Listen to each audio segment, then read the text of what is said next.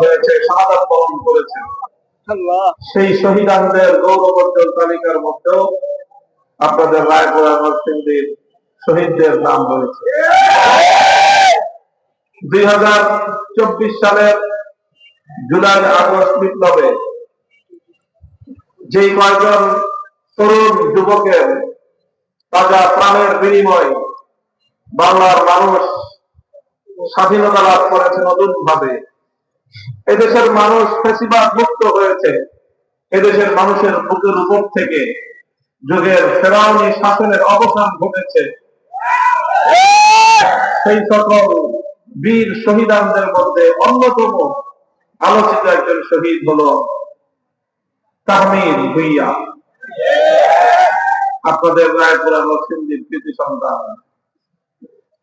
আজ আমার সৌভাগ্য হয়েছে তার কবরের পাশে দাঁড়িয়ে তার জন্য দোয়া করা, তার বাবার সান্নিধ্য অর্জন করা, তাদেরকে সান্ত্বনা দেওয়া।